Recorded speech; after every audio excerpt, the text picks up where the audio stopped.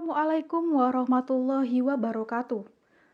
Pertama-tama kami ucapkan terima kasih atas waktu yang diberikan oleh Bapak Fawaid selaku dosen pengampu mata kuliah pengantar akuntansi syariah kelas C atas waktu dan kesempatan yang diberikan kepada kami kelompok 10, yang dimana kesempatan kali ini kami akan membahas materi mengenai akun-akun laporan keuangan syariah yang meliputi laporan laba rugi, laporan dana zakat, laporan dana kebajikan, laporan keuangan akuntansi syariah.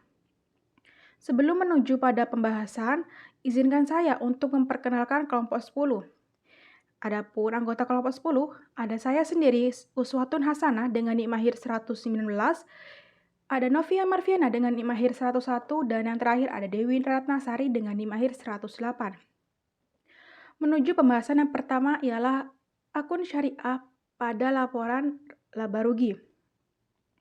Pada persamaan dasar akuntansi, akun syariah muncul pada laporan laba rugi dan penghasilan komprehensif lainnya, yang dimana masuk pada laporan ekuitas. Berikut adalah beberapa akun syariah yang terdapat pada kelompok pendapatan sebagaimana teridentifikasi pada PSAK syariah. Yang pertama, ada pendapatan margin murabahah. Nah, akun ini akan dicatat ketika pembeli melakukan pembayaran atas pembelian barang dengan akad murabahah. Akun ini juga merupakan akun lawan untuk mengurangi akun margin murabahah, tanggungan yang dicatat ketika pembeli sudah melakukan akad namun belum melakukan pembayaran. Akun yang kedua ialah pendapatan neto salam paralel, di mana akun pendapatan neto salam paralel digunakan ketika pembeli telah melakukan pembayaran atas barang yang dipesan. Besarnya pendapatan neto salam paralel adalah selisih antara harga jual dikurangi dengan harga beli. Nah, apa sih maksudnya paralel itu? Jadi, paralel itu bermakna bahwa terdapat pihak ketiga yang dilibatkan untuk menyediakan barang pesanan. Nah, untuk neto sendiri itu menunjukkan bahwa pendapatan yang dicatat sudah bersih tanpa tercampuri kewajiban yang masih harus diselesaikan dengan pihak ketiga. Akun yang selanjutnya ialah pendapatan neto istisna. Akun ini digunakan untuk mencatat pendapatan yang diperoleh dari pembayaran yang dilakukan oleh pembeli atas barang yang telah dipesan sesuai dengan akad istisna. Yang dimana dalam akun ini terdapat dua metode pengakuan pendapatan istisna, yaitu yang pertama, metode presentasi penyelesaian, dan yang kedua, metode akad selesai. Akun yang selanjutnya adalah pendapatan bagi hasil mudharabah. Akun pendapatan bagi hasil mudharabah digunakan untuk mencatat penerimaan bagi hasil atas akad mudharabah. Dalam hal ini, entitas bertindak sebagai sahibul mal atau pemilik dana. Dan akun ini juga muncul hanya ketika bagi hasil tersebut sudah diberikan oleh mudharib. Jika masih berupa pemberitahuan atau pengumuman, maka belum boleh dicatat sebagai pendapatan. Akun yang terakhir ialah pendapatan bagi hasil musyarakah, di mana akun ini itu berfungsi untuk mengakui penerimaan bagi hasil dari akad musyarakah, di mana akun ini hanya muncul jika bagi hasil telah benar-benar diberikan kepada entitas. Namun, jika belum diberikan, meskipun telah diumumkan atau diberitahu, maka tidak boleh muncul akun ini. Akun yang kedua ialah akun syariah pada laporan dana zakat. Pada entitas bisnis, selain mencatat transaksi bisnis syariah, entitas tersebut juga diwajibkan untuk melaporkan kewajiban zakat yang melekat pada bisnisnya. Kewajiban zakat merupakan satu di antara pembeda utama pada entitas yang berkomitmen dalam syariat Islam. Nah, laporan, sumber, dan penyaluran dana zakat akan memuat akun-akun berikut. Yang pertama, zakat dari internal. Zakat ini digunakan untuk mencatat penerimaan zakat dari internal entitas bisnis. Zakat ini itu bersifat wajib bagi harta entitas yang telah mencapai nisab atau halnya. Penerimaan tersebut bisa berupa kas dan juga aset non-kas. Yang dimana jika berbentuk aset non-kas, maka penilaiannya itu berdasarkan nilai wajar.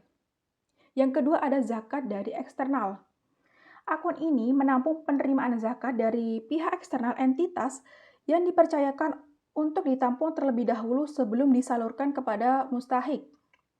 Akun syariah pada laporan dana zakat yang terakhir ada penyaluran dana zakat kepada entitas pengelola zakat. Akun yang digunakan untuk mengakui penyaluran dana zakat kepada para mustahik, di mana penyaluran zakat diakui secara tidak langsung, melainkan melalui lembaga amil zakat yang telah diakui oleh pemerintah, sehingga pembayaran zakat ini itu bisa menjadi diajukan sebagai pengurang pajak. Nah, akun penyaluran dana zakat pada entitas pengelola zakat menjadi akun pengurang bagi zakat internal ataupun zakat eksternal. Nah, selanjutnya dalam pelaksanaan kewajiban zakat yang disajikan dalam laporan sumber dan penggunaan dana zakat diinformasikan pada bagian pengungkapan yang memuat beberapa hal penting, yaitu yang pertama ada kebijakan penyaluran zakat, yang kedua ada kebijakan penyaluran zakat untuk amil dan mustahik non-amil, yang ketiga metode penentuan nilai wajar atas zakat non-kas yang diterima, yang keempat rincian jumlah penyaluran dana zakat, yang kelima penggunaan dana zakat dalam bentuk aset kelolaan, dan yang terakhir yang keenam hubungan pihak-pihak berelasi. Menuju pada pokok pembahasan yang selanjutnya, ialah akun syariah pada laporan dana kebajikan. Akun-akun yang terdapat dalam laporan sumber dan penggunaan dana kebajikan digunakan untuk mencatat seluruh aktivitas sosial spiritual yang mencakup infak dan juga zakat. Laporan ini juga menampung penerimaan non-bisnis dan penyisihan dana non-halal dari entitas bisnis. Adapun akun-akun yang ada di dalam laporan dana kebajikan ialah yang pertama, infak dari internal. Akun ini digunakan untuk mencatat pemberian aset atau harta benda secara sukarela dari internal entitas bisnis, baik yang diperuntukannya ditentukan maupun tidak. Yang kedua ada sedekah. Akun sedekah digunakan untuk mencatat pemberian tanda kebaikan yang berupa harta, yang dimana karena sedekah bermakna kebaikan, tidak hanya berupa harta. Yang ketiga ada hasil pengelolaan wakaf. Akun ini berfungsi untuk mencatat hasil pengelolaan wakaf itu sendiri. Yang keempat ada pengembalian dana kebajikan produktif. Akun ini menampung dana pengembalian dari penerima dana kebajikan produktif. Dana kebajikan produktif yang diterima jumlahnya bisa berbeda dengan jumlah yang diberikan ketika penyalurannya. Mengapa itu bisa terjadi? Karena hal tersebut disebabkan oleh dana kebajikan ini dikelola dengan prinsip ta'awun atau tolong-menolong, bukan berdasarkan prinsip muamalah atau bisnis. Akun yang selanjutnya ada denda. Akun denda muncul ketika terdapat ketidaktepatan pembayaran atas angsuran pada akad murabahah, ijaroh, istisna, maupun salam. Akun selanjutnya adalah pendapatan non-halal. Akun ini digunakan untuk menampung hasil yang berasal dari kegiatan bisnis yang tidak sejalan dengan syariat Islam. Misalnya adalah bunga bank atas pendapatan dana di lembaga keuangan non-syariah. Entitas bisnis syariah memiliki rekening atau deposit di lembaga keuangan non-syariah untuk memenuhi kebutuhan bisnis yang memang belum bisa disediakan oleh lembaga keuangan syariah. Selanjutnya ada dana kebajikan produktif, di mana akun dana kebajikan produktif menyajikan penyaluran dana kebajikan untuk kegiatan yang sifatnya produktif atau bernilai ekonomi. Atas penyaluran dana tersebut, entitas bisnis syariah berpotensi untuk memperoleh hasil sehingga dana kebajikan semakin berkembang dan diharapkan dapat memberikan kemaslahatan bagi atau lebih banyak lagi. Yang selanjutnya adalah sumbangan. Akun ini digunakan untuk mencatat pemberian sumbangan yang dilakukan melalui prosedur yang ditetapkan oleh entitas. Sumbangan ini itu biasanya berupa dana sosial sebagai bentuk kontribusi entitas bisnis syariah terhadap masyarakat dan juga lingkungan sekitarnya. Yang selanjutnya adalah penggunaan lainnya untuk kepentingan umum. Akun ini menunjukkan jumlah pengeluaran dana kebajikan yang peruntukannya kepada masyarakat umum, tidak terbatas kepada nasabah, investor, karyawan, dan juga lainnya. Selanjutnya, ada akun syariah pada laporan asuransi syariah, di mana dalam PSAK 108 diketahui bahwa asuransi syariah terdiri atas asuransi syariah, asuransi jiwa syariah, reasuransi syariah, dan unit usaha syariah dari entitas asuransi dan juga reasuransi konvensional. Perlu diketahui bahwa asuransi syariah adalah salah satu entitas bisnis syariah yang memiliki perlakuan akuntansi yang unik. Maksudnya apa hal tersebut ya? Nah, jadi asuransi syariah itu memiliki hal unik dicerminkan pada persamaan dasar akuntansi pada asuransi syariah. Jika dilihat dari pemindahan terhadap struktur laporan posisi keuangan asuransi syariah yang disajikan dalam PSAK 108, persamaan dasar akuntansi pada entitas asuransi syariah adalah sebagai berikut. Ada aset sama dengan liabilitas ditambah dana peserta ditambah ekuitas. Perlu diketahui bahwa adanya perbedaan antara dana syirkah temporer pada laporan keuangan bank syariah dengan dana peserta pada laporan keuangan asuransi syariah diakibatkan adanya pemberlakuan akad yang khusus pada asuransi syariah.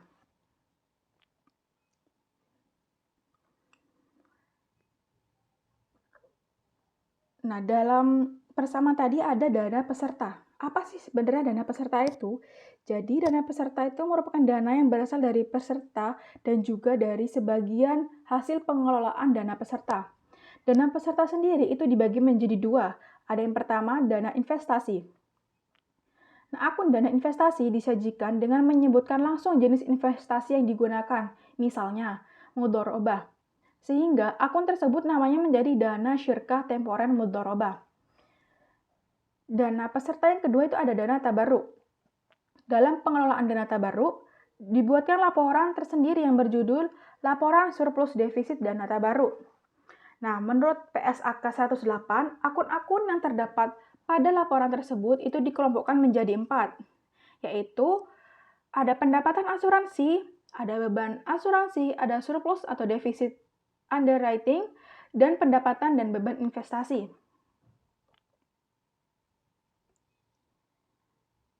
Nah, berikut contoh laporan dana syirkah temporer asuransi syariah yang bisa dilihat dalam buku halaman 70.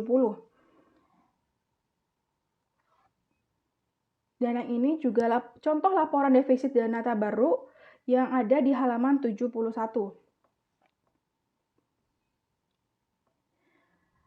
Oke, jadi akun khusus pada laporan keuangan syariah itu yang pertama ada bagian peserta atas surplus underwriting. Itu maksudnya apa ya? Jadi, akun ini menunjukkan porsi yang menjadi hak peserta atas selisih antara pendapatan dan beban underwriting dari dana tabarruk. Nah, dana tabarruk sendiri adalah dana kebajikan yang dititipkan kepada asuransi syariah. Yang dengan menggunakan akad wakalah, entitas asuransi syariah diberi wewenang untuk mengelola dana tersebut. Kegiatan itulah yang dinamakan underwriting. Yang kedua, ada penyisihan kontribusi yang belum menjadi hak peserta. Akun ini menunjukkan jumlah penyisihan untuk memenuhi estimasi klaim yang timbul pada periode mendatang. Penyisihan ini berlaku untuk akad asuransi syariah jangka pendek. Akun yang selanjutnya adalah dana investasi. Nah, dana investasi itu merupakan akun yang digunakan untuk mencatat bagian dana peserta yang ditujukan untuk mengelola oleh entitas asuransi dengan akad wakalah. Nah, hasil dari investasi tersebut selanjutnya digunakan untuk menambahkan dana tabarruk dan untuk memberikan imbalan kepada entitas asuransi syariah. Akun yang selanjutnya adalah dana tabarruk. Nah, dana tabarruk itu merupakan akun untuk mencatat bagian dana peserta yang dikhususkan untuk menyediakan dana atas klaim asuransi dari peserta. Dana tabarruk juga bisa dikelola oleh entitas syariah sehingga menghasilkan surplus atau defisit underwriting, yang dimana pengalokasiannya itu kepada tiga pihak. Tiga pihak tersebut itu ada peserta individual, entitas pengelola, dan saldo dana tabarruk. Akun selanjutnya adalah pendapatan kontribusi. Nah, pendapatan kontribusi itu adalah bagian dari pendapatan asuransi yang menunjukkan hasil dari pengelolaan dana tabarruk. Pendapatan tersebut menjadi salah satu penambah saldo akun surplus defisit underwriting. Yang selanjutnya itu bagian pengelola atas kontribusi. Nah, kontribusi peserta itu merupakan jumlah bruto yang menjadi kewajiban peserta untuk porsi resiko dan ujroh. Dalam kontribusi peserta tersebut terdapat bagian yang telah disepakati menjadi hak pengelola dan sebagian yang lain itu untuk dana tabarruk. Yang selanjutnya adalah bagian reasuransi atas kontribusi. Nah, bagian ini menjadi pengurang atas pendapatan kontribusi, di mana hal tersebut merupakan bagian dari strategi entitas asuransi syariah untuk mendistribusikan resiko kepada perusahaan asuransi lainnya. Nilai yang dialokasikan untuk reasuransi itulah yang dicatat dalam akun bagian reasuransi atas kontribusi. Akun yang selanjutnya adalah surplus atau defisit underwriting. Nah, akun ini tuh digunakan untuk mencatat hasil pengelolaan dana tabarruk, yang dimana nanti hasil pengelolaannya akan dialokasikan untuk peserta, entitas pengelola, dan untuk memperbanyak dana tabarruk. Akun terakhir dari akun khusus pada laporan keuangan asuransi syariah ialah surplus atau defisit dana tabarruk, yang dimana akun ini tuh merupakan hasil akhir dari perhitungan pendapatan asuransi yang akan dikurangi dengan beban-beban asuransi. Yang selanjutnya, hasil tersebut ditambahkan atau dikurangkan dengan surplus atau defisit underwriting yang kemudian disesuaikan lagi dengan pendapatan dan beban investasi. Yang dimana hasil akhir tersebut disajikan dalam laporan surplus defisit dana tabarruk. Mungkin itu saja yang dapat kami sampaikan. Mohon maaf apabila selama penayangan PPT kami ada salah kata dan juga perbuatan. Akhirul kalam, wassalamualaikum warahmatullahi wabarakatuh.